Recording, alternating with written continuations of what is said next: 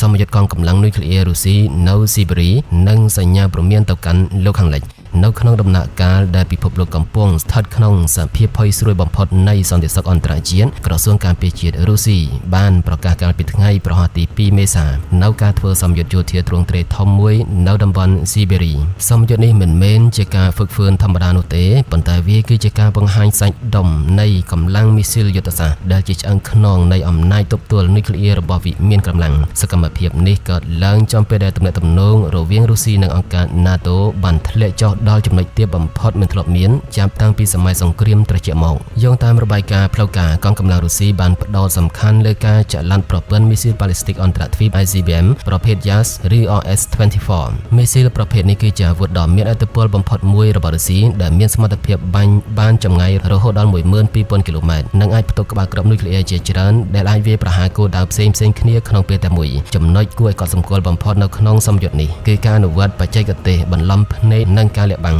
នៅក្នុងសមរភូមិទំនើបដែលមានផ្កាយរណបនិងដ្រូនស៊ើបការហោះពាសពេញមេឃការលាក់បាំងមីស៊ីលដែលមានទំហំប៉ុនឡានដឹកទំនិញធុនធ្ងន់គឺជាបញ្ហាប្រឈមដ៏ធំកងកម្លាំងរុស្ស៊ីបានហាត់សមការប្រើប្រាស់សម្ភារៈបន្លំភ្នែកដើម្បីបិទបាំងកម្ដៅនិងរូបរាងរបស់មីស៊ីលពីការចាំសញ្ញារបស់សត្រូវការធ្វើចលនាបន្លំភ្នែកដើម្បីការពារកុំឲ្យសត្រូវដឹងពីទីតាំងពិតប្រាកដនៃក្បាលគ្រាប់និងការការពារយុទ្ធោបករណ៍ក្នុងពេលធ្វើដំណើរពីការវាយប្រហារតាមអាកាសនិងក្រុមវិធានសេនាទោះបីជាមិនមានការបាញ់បង្ហោះគ្រាប់ពិតក៏ដោយប៉ុន្តែការធ្វើសម្ពយុទ្ធនិម្មិតគឺជាការសាកល្បងខ្សែសង្វាក់បញ្ជាការនិងការត្រៀមខ្លួនរបស់កងទ័ពក្នុងករណីមានសង្គ្រាមនុយក្លេអ៊ែរផ្ទុះឡើងពិតប្រាកដរុស្ស៊ីតែងតែប្រើប្រាស់សម្ពយុទ្ធនុយក្លេអ៊ែរជាឧបករណ៍នៃការទូតយោធាការរៀបចំសម្ពយុទ្ធនៅស៊ីបេរីលើកនេះគឺជាសារព្រមានចំទៅកាន់សហរដ្ឋអាមេរិកនិងសម្ព័ន្ធមិត្ត NATO ដែលកំពុងបន្តបង្កើនការគាំទ្រយោធាដល់ប្រទេសអ៊ុយក្រែនតាមរយៈការបង្ហាញពីសមត្ថភាពនៃមីស៊ីល YAS រុស្ស៊ីចង់រំលឹកលោកខាងលិចថាខ្លួននៅតែជាមហាអំណាចនុយក្លេអ៊ែរលេខ1ដែលមានសមត្ថភាពឆ្លើយតបវិញភ្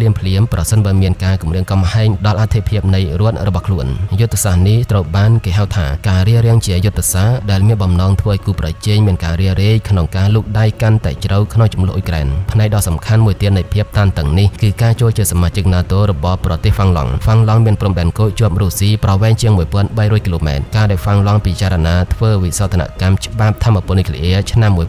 1987 ដើម្បីអនុញ្ញាតឲ្យមានការដឹកជញ្ជូនឬដាក់ពង្រាយអាវុធនុយក្លេអ៊ែរនៅលើទឹកដីខ្លួនគឺជាបន្ទិតក្រហមសម្រាប់ទីក្រុងមូស្គូរុស្ស៊ីបានបញ្ជាក់យ៉ាងច្បាស់ថាប្រសិនបើហេដ្ឋារចនាសម្ព័ន្ធនុយក្លេអ៊ែររបស់ NATO ខិតមកជិតព្រំដែនរបស់ខ្លួននោះរុស្ស៊ីនឹងត្រូវបង្ខំចិត្តចាត់វិធានការឆ្លើយតបវិញតាមរយៈការដាក់ពង្រាយអាវុធស្រដៀងគ្នានៅតំបន់ព្រំដែនភាគខាងលិចនេះអាចឈានទៅរកការប្រណាំងប្រជែងអាវុធនុយក្លេអ៊ែរជាថ្មីនៅតំបន់អឺរ៉ុបខាងជើងដែលធ្លាប់តែជាតំបន់ប្រកបដោយសន្តិភាពការធ្វើសម្ពយុទ្ធនុយក្លេអ៊ែរញឹកញាប់ពេកអាចនាំឲ្យមានផលវិបាកពីរយ៉ាងមួយការយល់ច្រឡំជាយុទ្ធសាស្ត្រនៅពេលដែលភាគីទាំងសងខាងបង្កើនការត្រៀមខ្លួនប្រយុទ្ធកំហុសបច្ចេកទេសឬការបកស្រាយខុសលើចលនាយោធាណាមួយអាចឈានទៅរកការផ្ទុះអាវុធដោយអចេតនាពីការស៊ាំនឹងការគំរាមកំហែងប្រសិនបើរុស្ស៊ីធ្វើសម្ពយុទ្ធបែបនេះញឹកញាប់ពេកលោកខាងលិចអាចនឹងឈប់ភ័យខ្លាចដែលនេះអាចធ្វើឲ្យរុស្ស៊ីសម្រេចចិត្តប្រើប្រាស់វិធានការខ្លាំងជាងមុនដើម្បីបង្ហាញពីភាពម៉ឺងម៉ាត់របស់ខ្លួនជារួមសម្ពយុទ្ធនៅតំបន់ស៊ីបេរីនាពេលនេះគឺជាការបង្ហាញឲ្យឃើញនៅការត្រៀមខ្លួនជានិច្ចរបស់រុស្ស៊ី